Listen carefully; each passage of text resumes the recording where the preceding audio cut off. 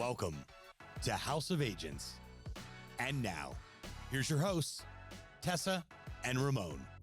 What's up, guys? Welcome back to the House of Agents podcast. We are your hosts, Ramon and Tessabella. And for those of you who are watching us on the YouTubes, which you all should be, we have a cool new addition to our set here.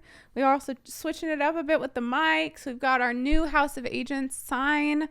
So it's all coming together. We are super grateful for every single person who tunes in, listens, watches, catches what we've got going on here. And today we want to talk about what happens once you start making a little bit of cash money millionaire inside of your real estate business, how you can kind of stretch that money, like good things to do with it, how you could use that to invest in real estate, and just ways to be intelligent with your money. You guys know a lot of our topics tend to be somewhat around the financial piece of it, whether it's making more money in real estate, how to leverage your money in real estate, etc. And so this felt like a perfect topic, is just really giving you guys some insights and also probably some things to stray away from. Sure. Because we've definitely all made our fair share of dumb decisions as far as money spending goes. And so those are fine from time to time, but also suck when you look back at it. Yeah. So, so that's what we're talking about today. I have the good story of, can I tell it real fast? This is just your Rolex story. Yeah, it's my Rolex story. You sound like I shouldn't say it. No, go for it. Okay. It's kind of funny, but not really, but it is actually funny. When I was about, 24, 5, somewhere in that range, I was in real estate and I was doing pretty well. I went to San Francisco and then went up to Seattle to celebrate like my 24th or 25th birthday, top of the Space Needle, when they still had the restaurant there and all that. Is that not there anymore? No, I don't think so. Oh.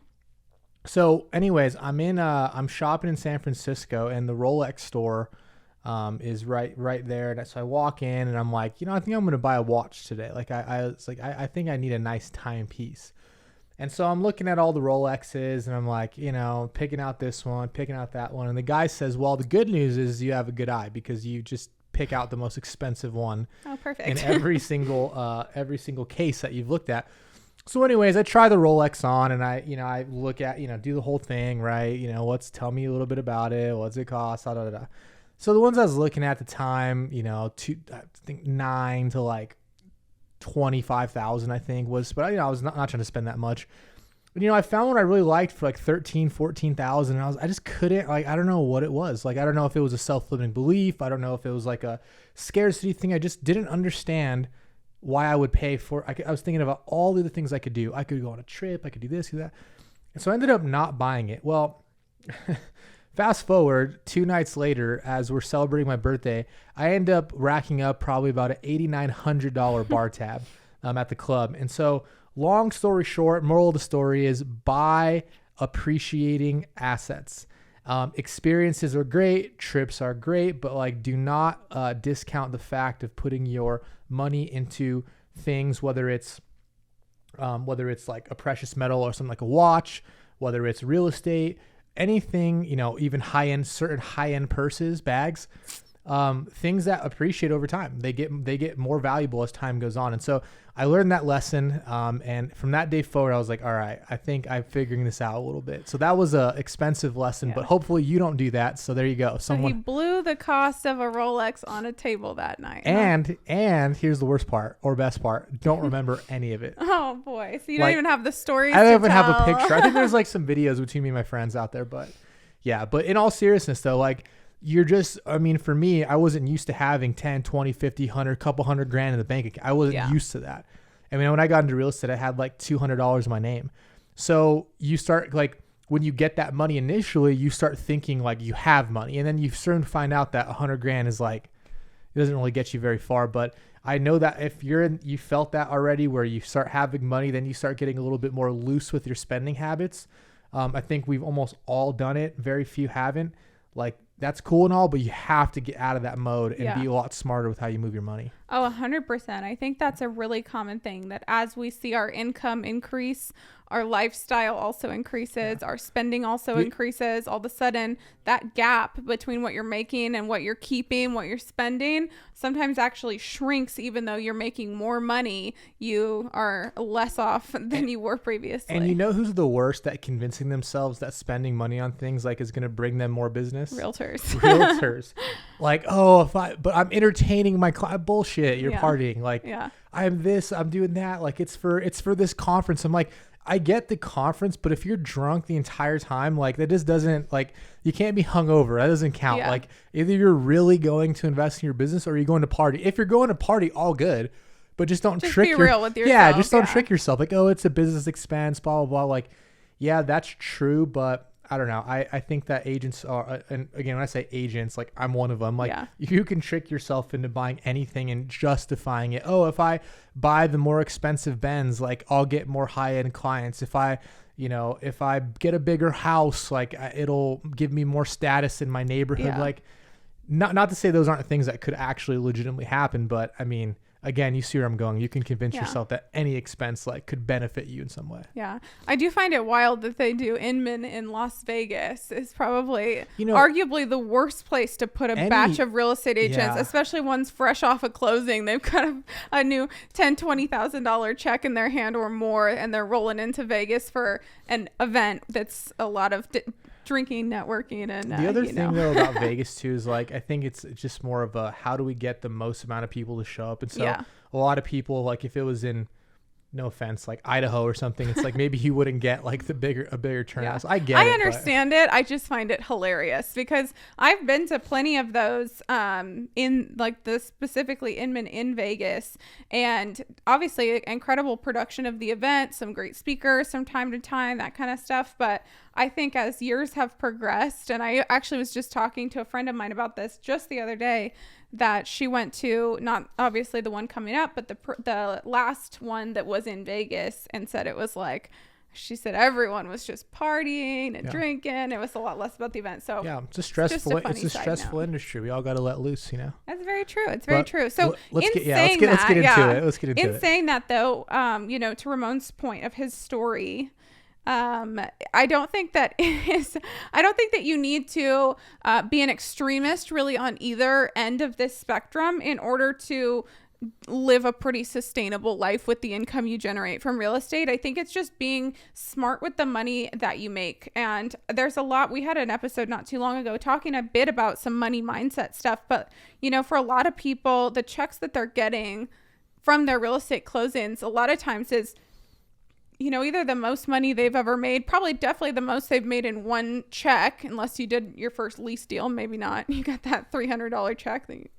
But in many cases, that is the reality. And so you start to kind of get this sense of, oh, these are just going to keep flowing. Yeah. But as much as we want them to, and they hopefully should, it's definitely not guaranteed. And so you have to be intelligent and really tactful, I would say, with the way that you manage that. So do you have any starting remarks of some of the things, some of the better decisions you made that were not a $8,900 bar tab with your real estate money? 100%. Yes. So I wanted to really hit home on the buying real estate, because I think that we all at some point would love that our mailbox is just full of cash every month, whether we get up or not. We all want the passive income and, do what we want, where we want, with who we want, when we want, all that stuff. That was fast, huh? Yeah, you lost me on that. Yeah, that's freedom. That's a sound of freedom.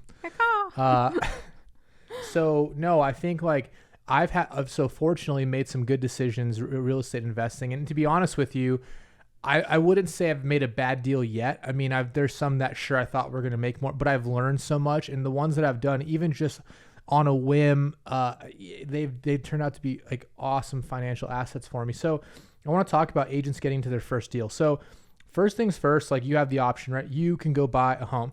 Now people ask, should I buy duplex, triplex, fourplex? Should I go in apartments? Here's the thing. You sell homes. Like I always prefer single family residential. I'll get into some multifamily too, because I used to have a property management company that managed a multifamily, but stick with what you know, because as an agent, once you get really good, like you just give me the street and I'll tell you what to buy it for, like what a good buy would look like. So I say if it was me, I'd say stick to single family residential, duplex, triplex, up to fourplex. It's still considered residential. And if you want to buy it by yourself, I think the first thing you need to do is speak to somebody about taxes. Because what you're going to have to figure out is how much money do you have to show on your income in order to qualify. So the other component to that is getting with a mortgage lender, right? So let's just say you want to buy. I would say step one is first going to your mortgage lender and saying, okay, this is what I want to purchase. Here's more or less the price point. We're just going to talk about conventional financing. Yes, there's house hacking, 3.5% down, all that good stuff. But like most people are going to fall into the 20% down range. Go talk to a lender, pre-qualify yourself and see where you're at. If your income is at a point where you need to show more, well, then you need to speak to your tax or accountant person. You need to show more income. So like that's step one, is actually getting into position to get qualified for the asset that you want. I've actually had an employee of ours. She runs our operation. She's amazing, but she said her goal by the 2025 was to buy a home. And I told her, well, why don't you just go talk to a lender? Next thing you know, 3 months later, she's closed in her new house. That's awesome. Because she didn't know, right? You're thinking, I don't know if I can buy or not. Like, it's funny enough, agents do the same thing. Yeah. So go get qualified, see what you need. You're going to run your debt to income. You're going to figure out, okay, I need to either lower my debt or increase my income or some type of combination. And then after that point, once you have the letter, once you're in the right spot to be able to purchase, now it's time to hunt a deal. That's like the ideal scenario. You know, you save your money, you plan for taxes, you pay them quarterly, you're saving your 20% down. So if you're like, hey, I want to buy a house for $300,000, I need to save, what is it, $60,000-$80,000. Okay, cool. And you make a plan to do that. That would be someone who buys a single family rental, get it at a good deal, maybe some rehab, whatever. Awesome. I'm going to stop there in the case, but I'm going to keep going. You just tell me. You're on a roll. Okay. So that's one. So then you might say, well, Ramon, I don't have $80,000, $60,000, $50,000. And I may be making that in a year right now. Okay, cool. No problem. But I know I want to get into investing. So here's what I would do if I was you. Number one, I would figure out I would figure out how to wholesale. And I say that regardless of what your views are on it or legalities for your brokerage. The reason I say learn how to wholesale is because the one thing that there is always more of is money, but finding the deals, you'll find the money. Mm-hmm. So if you can get really good at finding deals, number one, you'll make money doing that, but you're also will be figuring out how to find deals relatively quick in your market. Mm-hmm. And the steeper, the better, right? The better the deal, more margin. So that's one way, is start whether you get into wholesaling or not, just start hunting for deals. And get familiar with your investment community in your market, because you'll be able to match them up and you'll get to see what people are buying it for. You just want in on the action. I don't have the money today, but it's almost like if you had a stock account, like you don't play with your real one. I don't know if anyone else used to do this, but you play with your like fake money one. Yep. And you get in on the action without risking anything. That's the route I would go. If I wanted to get into that world and start meeting with investors, start talking. Here's the best thing. Figure out how to make yourself useful to people who are buying real estate. Mm-hmm. And I'm telling you right now, you want to be someone who people call, find deals on a regular basis. Now, don't quit your day job, right? Don't quit selling real estate doing it, but like getting around the community of real estate investors. I mean, it's like listening to podcasts, getting on Bigger Pockets, watching YouTube, going to meetups. You'll just it just opens your eyes to the possibilities. So you'll start being more present when talking about and looking at real estate. Well, you'll identify deals you were not thinking of before. Mm-hmm. So that's the other route to go. And I'd say the last one is, if let's just say you're somewhere in between. You're like, well, I'm not in a point to put down 100 G's, but I'm also a little bit further along. Like I understand real estate a little bit. I'd say one of the other things is partner up with a local agent investor. Or somebody in your market. Now, when I say partner up, I would go with someone seasoned who has experience doing this. There's a lot of flippers out there and a lot of investors that will do deals where they will, split it 50-50. They'll buy it. You run the rehab. Like there's all these different types of setups. But I would look into doing those because, number one, you have a trained eye on your project to tell you if it's going to make money or not. Number two, you get to be a part of the entire process and walk away with some money at the end in terms of profit. So I guess I kind of went backwards there. I started like extreme, or not extreme, but like on your own investor, want to buy real estate, have the money. Then I went to completely like brand new to this. Like, okay, I want to get into real estate investing. Where do I start? And then the person who's in the middle. Yeah. Those are like my off the cuff, super quick. Like that's how I would think about it. Yeah, I think that's a great example. Like I remember when I was in the more real estate investment world, I would always think of it like there were 3 things that you can contribute, right? You have your time and kind of sweat equity, you have actual capital, and then you have knowledge. Yeah. And obviously there are some people who have all 3, or you have a combination of some of those. But if you can contribute one of those, which in my case, starting out as like a young person who knew absolutely nothing outside of what I had Googled thus far. If you want to become a better agent, there's only one place to do it, and that is BAMX. Everyone tells you what to do, but BAMX shows you how to do it. Whether it's creating the perfect green screen video, overcoming objections, or creating scroll-stopping captions, BAMX has it. Click the link below and use the code HOA for 10% off your yearly subscription at checkout. I had the time and I was able and willing to like do pretty much whatever it took. And so that was what I brought to the table. And in being confident that that was something I brought to the table, before I even had the knowledge, I was able to get myself in a lot of great positions where I could be a part of the deal. You may not have, you may not walk away with the massive cash cow situation, but at the end of the day, you learned it, you got your feet wet, you got in, you started doing it. And, to your point, being around that network and community in your local area of people who are, agent investors, wholesalers, flippers, those kind of things, that's a great network of people to get to know, to understand more about. And worst case scenario, you're learning so much more that you can continue to bring as value to your clients as well. Because inevitably, you're going to have people from time to time throughout your real estate career that want to talk more about going that route, or they're interested in it, or maybe they have, a friend of a friend who's looking to start investing in real estate in a more serious tense. And so if you can, carve out that little niche along the path to also doing it yourself, I think there's really just wins across the board. Yeah, definitely. I think the other side too of learning how to, or getting involved in buying that first property, is also establishing what your criteria is. Because I have very new people to the real estate investing world ask me like, well, what, find me a good deal. I'm like, all right, well, what's a good deal? Like, what do you do with your money? I don't know. Everyone has a different criteria about what a deal is. Mm-hmm. And so I think for you as an agent, like understanding, well, what is it? Like, what are my long-term goals? Right. And then what is it that I want to do with my money? Like, what would I expect a reasonable return? And so I think there's a couple ways to look at it. The easiest one, without getting into like need to bust out a calculator, is cash on cash return. And that's like when someone says, I do this all the time. If I can put, X amount down and get X amount per month net profit from that rental, that's a deal for me. So for me, it's like $25 and $400 a month. If I can be at $25,000 down and $40,000 or $400 a month, that's a good deal for me. Now, there's only selective markets you can do that. Mm-hmm. So whatever market you're looking for, that might change, right? That's going to be a lot different than what investment criteria would be in like Scottsdale or in Albuquerque. But for your market, you probably only have one right now. Understanding what is a deal, what does a good deal look like to you? And then stay in your buy box. Because I think that's the hardest part about real estate, is that deals get thrown at me personally. I mean, there's like 3 new ones today. Yeah. I want to buy them all, but you can't. You got to stick to like, what are the numbers that make sense for you, and stick to your plan. Because the thing is there'll always be another one. 100%. Yeah, I think that's really important to set those kind of standards, look into it for yourself, what really makes sense, and then definitely sticking to that. Because to your point, it'd be easy it's sort of like shiny object syndrome with anything, right? If you looked at and tried to make work every single deal that came across your desk, you'd be chasing things left and right, and it would not be really that productive towards getting you to your goal. Yep. And the reason why I think I don't care what you do with your money, but just don't spend it at the club. Or do and invite us. Yeah, or do it, at least invite us. Yeah.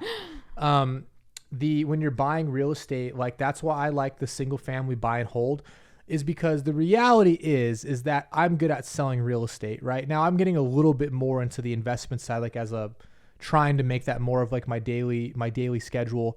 But for the most part, when you're an agent selling real estate, like, you don't want to get into the 21 rules of money. You don't want to work for the same dollar twice. So you don't want to get caught up in this go buy a house, then you have to flip it, and you're trying to flip this house, and then of course you're freaking bootstrapping the whole thing with you and your significant other or some random construction crew. Good luck. And you're taking all this time away from the thing that got you the money in the first place to do that. And so that's why I like the long-term buy and hold for single families, because you get your money from real estate, you put it aside, you let those dollars earn on their own, and you keep doing your thing. It's like you almost want to forget about it. Like there's some properties we'll buy, and I'm like, I don't even know the address. Like, what's the address? Yeah. There's one particular I've never even been to, right? So like you have to think about, how do I actually fit investing into my career as a real estate agent, which is probably where the bulk of your income comes from. So that's just something to be, and I've made every mistake in the book when it comes to like chasing multiple business ventures at the same time. Oh yeah. Stick to, now again, whatever you want to do, but if it was me, as a general rule of thumb for real estate agents, is stick to what you know how to do that makes money, and then take that money and go buy things that get more valuable over time. And the asset that you already sell, which is homes, that's probably the asset you're going to have the best chance at making good investments in. Yeah. Yeah. And I want to elaborate just a little bit too on your first example there of kind of like painting the picture of how they can go down that path. It's also a great thing to start that conversation. You know, you suggested speaking with a lender first and foremost, understanding what you need, and kind of set yourself up obviously on somewhat of a shorter term goal, but also paint that picture for, do you have a longer term vision of what you would like to have in, you know, a portfolio of your own over the next 2 years, 5 years, 10 years, etc. Reverse engineer that. You guys know I'm a big fan of being able to, like, you know, work it backwards and know exactly what you need to do in order to accomplish that. And then all of the sudden, that's also like an additional set of motivation, you know, that you can utilize on the days that you get a little burnt out and doing your normal hustle of selling real estate. Is it'll keep you working towards a bigger vision, a bigger goal, and something that will truly allow you to, you know, retire in theory, is because that's one way that you can continue to build up your net worth, your cash flow, things like that will continue to happen whether you're out doing open houses or not. Correct. And I think, you know, one thing to think about single family rentals, I used to think, I've been like, this is probably documented somewhere. It's either on YouTube or on a podcast, where I was like, single family rental investing is boring. And I was like, that is boring to me. It's not big enough. It's not exciting. And I think that a lot of times, maybe if people think that way, at least I did, you certainly realize about really there's 3 ways to make money in investing in single family rentals. And it's cash flow, right? It's appreciation, and it's principal reduction, right? So every time someone makes a payment, your principal's going down, widening that equity gap. In theory, the property is getting more valuable over time, and it's spitting out monthly cash flow. What's interesting is, actually, I was just talking to my business partner earlier. We had a property that we bought in 2021, I think. Yeah, 2021. So it's 2023 now, around the same time, actually, 2 years. Cash flow is $500 a month. And we put like $35,000 down, and it's appreciated about 100 G's. So for 2 years, we got paid almost $55,000, right? This is on paper. Mm-hmm. For doing literally nothing. Like, I mean, we bought the property, did a quick little fix on it, like really light, moved on. And I think I renewed, and I've taken probably like a maintenance call once a year and did a renewal.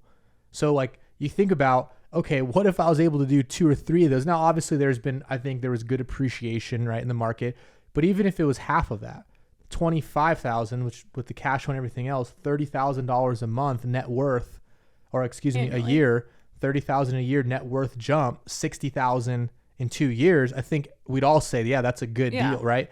So when you really put it in that sense, it's like when you extend your timeline, because a lot of times your horizon right now, you're thinking about next month.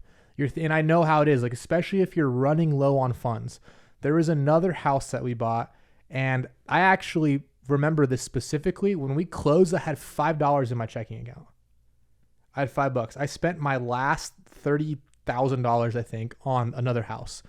That $30,000, sure enough, turned into another $150,000 in 2 years. So it's like when you extend your time horizon on investing, it begins to make more sense. But when you're thinking about next month, 6 months from now, and you're thinking, how can I get as much cash as possible in this next?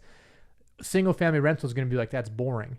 But that year, that 2 years, that 3 years, 4 years, 5 years, it comes so fast. And so I think the point of me saying that is that if you need money now and you want more money today, that's great. But like this, you got a long runway. And by the time you're done doing the wholesaling and the flipping and all that stuff, you could have just sold more homes, bought more real estate. And you know the saying, right? Don't wait to buy real estate. Buy real estate and wait. Another one too, which is best time to plant a tree was 20 years ago. The second best time today, right now. Yeah. So, but in all seriousness, though, those are things that I came to realize. I regret every property I ever sold. Yeah. Not only because I bought them before the pandemic and now I'm looking at them going, I'm an idiot. I made money on them, but I flipped them. That's the thing. I made money on the flip. Like we bought it, flipped it, bought it, held it for a little bit, flipped it. But I'm like, okay, that money's come and gone now. Yeah. I already took that in, spent it, paid taxes on it. Yeah. It's just crazy when you start going a little, next thing you know, 5 years flies by and you're like, man, I should have put every dollar I had into more real estate. Yeah. All right. So now let's talk. Oh, any other top, anything else on this specific No, piece? that was my TED Talk for today. I'm done. Oh, well, you're not.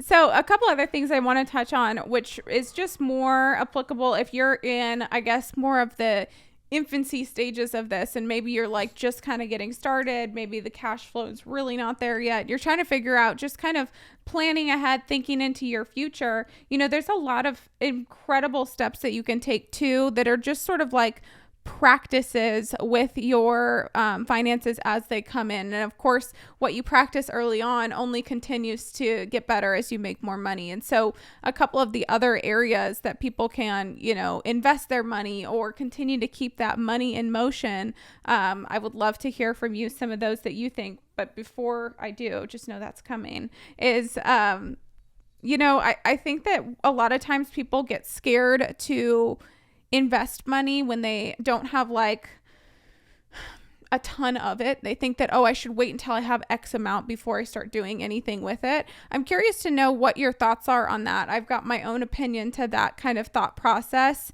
And of course, I mean, if you have $100 in the bank and you don't know how you're going to like pay your rent next month, that's not necessarily what I'm referring to. But I just mean there doesn't have to be like I have to have an extra 20, 30, 50, 100,000 before I start investing. I think it's so much more important to start, you know, practicing that earlier on. So I'm curious your thoughts on that. That's a really, really good point. I don't want to sound like an old man, but I might have to. With old pappy. Yeah, the way you manage $100 is the way you manage 1,000. Why you do one thing is the way you do everything. Yeah, that's right. But in all seriousness, I mean, the thing that got me to realize that, like for right now, I have cash sitting in the bank, right? It bothers me. I know I have a nice little tax bill coming, so I'm like, that's what that's for. But it bothers me. And the reason why it bothers me is because I realize that your money in the bank, I want you to think about this. If you have a 10 grand, let's just say $10,000, in 6 months from now, that'll be 9,500, right? Like it actually goes down. So imagine like a stock account. If anyone's ever invested, even in like Acorns or like whatever your small stock account, it's in the red and it's going down. There's an arrow pointing down and it's red and says loss minus X amount. That looks like my entire portfolio right now. It's great. Look, that's what's happening in your bank account, except it's never going to be green. It's always going to be red pointing down. So like when you think about it, it's like, would you put your money into a guaranteed stock that was going to go down? It was guaranteed. No. You wouldn't, right? And so now I'm not saying that putting it into the stock market guarantees it's going to go up, but at least it's not guaranteed it's going to go down. Mm-hmm. So I think that's like, once you wrap your head around your money is actually losing value as it just sits stagnant. That's what, like, for me, just that was where the mental switch went off. It's like, yeah, that makes no sense. Obviously don't, keep enough money to keep your life going and pay yourself accordingly. But like, you shouldn't be scared to zero out or get very close to the line and putting all your money, because as time goes on, those appreciate and you become more, I don't know how you say it, like you become more financially stronger because that money that you put away and didn't just keep decreasing, increased, and you're in a way better position. So I don't know if that answers your question. Yeah, or not, no, it definitely does. And that was a perfect answer, because I think that's a really important thing for everyone to figure out, whether you're doing great right now or you're kind of starting out. I think that that's an important like conversation to have with yourself, of course, with, whoever else is a part of your life and business and everything like that. But, to sit down and plan those things out, of also understanding obviously how much like liquidity you need to keep as your expenses and safety and all that kind of stuff. But outside of that is like, what can I do with this? And of course, there are tons of different ways that you can put your money in motion, some of which you then can't access for a period of time. And so you need to know that, of course, before you go and put, X amount of dollars into that. If you need to be able to access it at any period of time, there's certain things that'll be a better route than others. But I think that exploring those options without giving too much exact advice on that is really important, because you made a great point. That was a great analogy of like the bank account is literally just only ever going to be on a down or on a decrease. It will never be green and increasing. It's a false sense of safety. Yeah. That looking at that and seeing that and feeling like, oh, that's a false reality. It's not real. Yeah. It's toy money. Put it in assets that are tangible. Yeah, but without going too far down that rabbit hole, mutual funds, ETFs. Like, I don't know if I'd be investing in individual stocks. Like, there's certain ones that I know I've been watching them for a decade, but I would stay away from that. I mean, if you can pace with the S&P and pace with the stock market, that's fine, is appreciating. Yeah, there will be waves of up and down, but you're right about the liquidity part, because you put your money into real estate. Even if you do that first 80-20 or, the first 20% down deal, right? Refinance you're even going to get 80 on a refinance, maybe 75 to 70% loan to value ratio. Like, that money's tied up, it's gone. Yeah. But remember, it appreciates. But the one thing that I learned a long time ago is that if you have assets and you're in a financial crunch, you'll be fine. Yeah. You might not have cash, but if you have assets, you're going to get through it. If you don't have assets and you don't have cash, you're SOL. Beep. Yeah. But like, in all seriousness though, right? Like, if you had to pick one, you're going to run out of money. Either way, you're going to run out of money. Okay. Which one do you want to have? Run out of money with assets or run out of money with no assets? Yeah. But I think stocks are great. I mean, it's even funny. We actually just bought the watch I was talking about, went back 5 years later and finally pulled the trigger on one. But it was because I realized that, these are actually, now, is it appreciating? No. But can I sell it for more than what I bought this one for? Absolutely, I can. So like, understanding, like, if you put money into an asset, does it get more valuable over time? So we talked about this on one of the last ones. Designer clothes, I mean, it pretty much goes to zero for the most part, right? When you buy it. But that Rolex, I can go right now, especially here in Scottsdale. Your Gucci belt is not an appreciating asset. It's not, because there's 1,000 of them out there, millions of them. But I can go wave a Rolex down in Scottsdale, and that thing's going to be sold in the next hour, right? So like, just really understanding things that hold value. Like, people laugh at, people who buy baseball cards and buy collectible items. I'm like, no, because they can sell those for what they bought them for. That guy's not a nerd. He's actually really smart. Yeah. He's not buying designer clothes, but he has a Pokemon collection that's worth 300 G's, right? Like, more than your house. Do you know what I'm saying? But it's like, it's funny, but when you start opening your eyes up to that type of stuff and going, okay, like the watch that I bought, I like it. But I didn't buy it because I wanted something nice to wear, but it's not like my favorite dream watch. I just bought it because I'm like, I can store the money.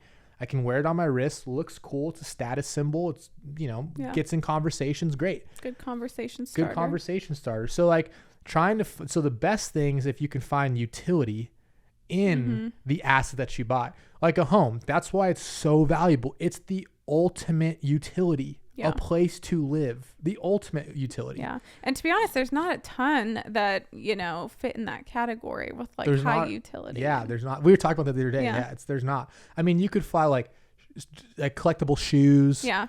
You could go into like certain high-end vehicles. Yep. Right? You can obviously watches, designer bags, like, not saying go spend money on these things. Art's a good one. Art actually is a very good one. But you just start thinking about these now more, and you'll find yourself buying things that are more valuable, or at least have a better chance of holding their value in the long term. 100%. Yeah. One I actually will call out by name that I am a fan of, and I'm not usually big on like promoting a specific like company or brand or something like that. Just who knows why. But I would say it was probably about a year ago now, explored Fundrise. Have you ever played around in there? No. Okay, so it's a really cool platform, and you can literally start investing on there with like as much as $50. Wait, or is you it can the go, one where you can like you can invest in deals with like you can real invest estate in deals? like REITs and Oh, yeah, like yeah, all yeah. kinds of different stuff. It's a very user-friendly platform, and then they have like a whole knowledge center, and you can learn about like all kinds of basic stuff. That's cool. I just think it's and I guess one of the things that's easy for people, especially starting out, is the dollar amount you can begin with. So again, we were talking about how smart it is to get started earlier on rather than thinking you have to hit a certain threshold of cash in the bank before you start investing. So you can begin and just start getting yourself kind of used to and conditioned to that habit. I personally love to set up like auto investments. This is actually when we first started dating, we found out we both had the same auto investment set up for, I think, crypto or something like that. It was just kind of funny. But I love doing that because it is something I don't notice and it's just automatically happening. And then all of a sudden you look at it, the next year and you're like, oh, okay, I did not too bad on that. So things like that are great. But also you can, depending on what you do with your money in that, you have access to pulling it out at like any time and stuff like that. So it's good for people. I like the REITs flexible. too. Yeah. Because, and actually it just reminded me, I looked at it today. So this is not financial advice, by the way. But there's a company called Camden Property Trust that I've actually worked for back in the day. So I have about 30,000 in that stock, but I'm telling you that because I just got paid a distribution. 90 times 3? 2,700? Yeah, $270.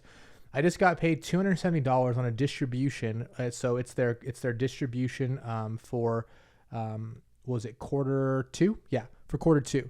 So I want you to just think about this though, because this is why also like knowing the strategies, this might be a better route for you. I don't know, but I'm just going to give you an example. $30,000. So if you're in a market where $30,000 gets you anything, pay attention. If you're not, this is even going to be more valuable. $30,000. Okay. Just imagine that's your 20% down. 30 grand paid out $270. Okay. For a quarter. So that means that I made $90 per month. Mm-hmm. Okay. So think about this. You could buy a rental home and maybe get $200-$300 a month. $500 would be great. Or you can invest in a REIT like this one. You can get paid almost $100 a month on $30,000. If I need the money, I can have it not right now. Stock market's closed, but tomorrow. I can have it tomorrow in my hand back, and I get to capitalize on any appreciation of the stock, right? And so while yes is not $100 as good as $400, no, but again, I don't have insurance on that. I don't have mortgage payment. I don't have any additional debt. Your AC can't go out on that stock. My AC can't go out. I don't have a tenant. I don't have to deal with the property manager. I don't have to deal with an eviction. I don't have to deal with, someone moving out and me having to pay more to fix. Like, I don't have any of that. Facts. So there's just like you have to look at those things and hey, maybe one's better for you than the other.